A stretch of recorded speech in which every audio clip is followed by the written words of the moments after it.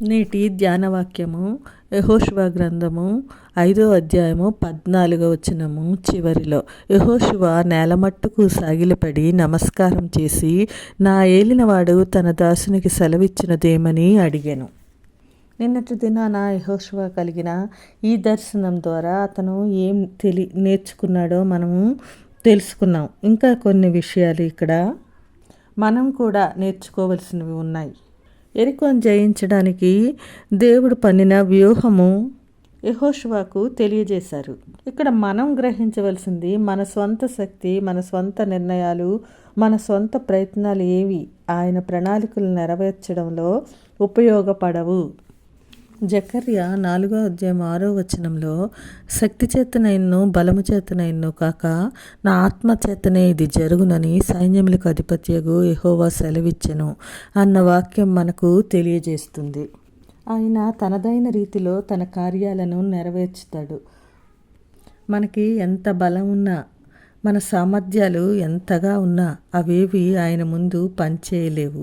అలాగే మన బలహీనతలు, మన అసమర్థత ఆయనకు తెలుసు. కాబట్టే ఆ సమయంలో ఏది అవసరమో అది యెహోషువకు దర్శన రూపంలో ప్రత్యక్షమయ్యింది. యెహోషువ ఆ దూసిన కత్తి చేత పట్టుకొని ఉన్న యెహోవా సైన్యాధిపతిని చూడగానే నేలమట్టుకు సాగిలపడి నమస్కారం చేసి, నా ఏలినవాడు తన దాసునికి సెలవిచ్చినదేమని అడిగాను. ఇదే ఆ తర్వాత ఇశ్రాయేలీయులు చేసిన యుద్ధాలన్నిటికీ అతి ప్రాముఖ్యమైందని చెప్పవచ్చు. ఇశ్రాయేలీయులకు సేనాధిపతిగా దేవునిచే ఎన్నుకోబడ్డ యెహోషువ ఒక సైన్యాధిపతిగా యెహోవా సైన్యాధ్యక్షుని ముందు సాగిలపడ్డాడు.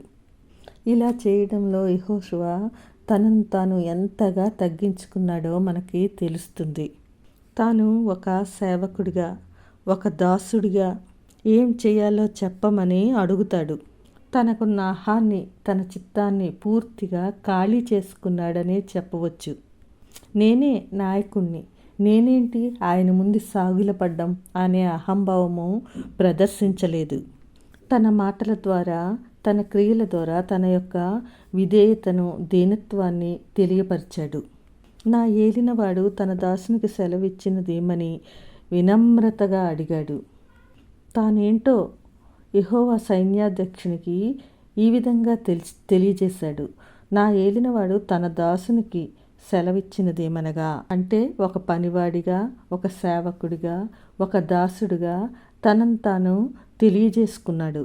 ఆయన చెప్పే మాటలు తను శిరసావహిస్తానని, ఆయన ఆజ్ఞలకు లోబడతానని, ఆయన తీసుకునే ప్రతి నిర్ణయానికి కట్టుబడి ఉంటానని తన మాటల ద్వారా తెలియజేస్తున్నాడు.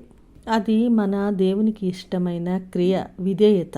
మనం కూడా ఎలాంటి క్లిష్ట పరిస్థితుల్లో ఉంటే దేవుని వాక్యం మనకి తెలియజేసినప్పుడు విధేయతతో దాన్ని శిరసావహిస్తే ఎలాంటి క్లిష్ట పరిస్థితుల్లోనైనా ముందుకు సాగగలం అనే ధైర్యం మనకి వస్తుంది.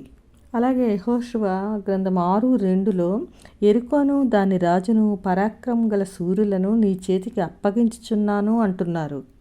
దేవుడు యెరికో విషయంలో ఏం చేయాలనుకుంటున్నారో యెహోషువ చేత చేయిస్తున్నారు.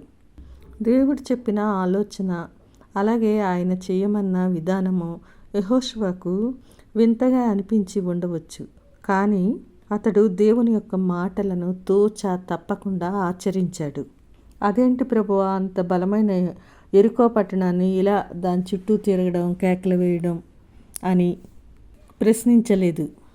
యెహోషువ ఆలోచించిందేది అక్కడ లేదు. సైన్యము, వనరులు ఏమీ కాదు.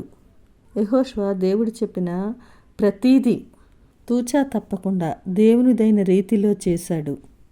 దేవుడు మన దగ్గర నుండి కోరుకునే సహకారము అదే.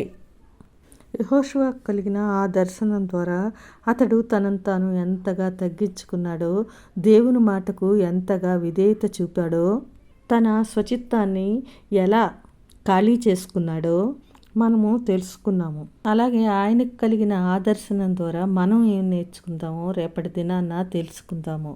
అంతవరకు దేవుని కృప మనకు తోడై ఉండునుగాక. ఆమేన్.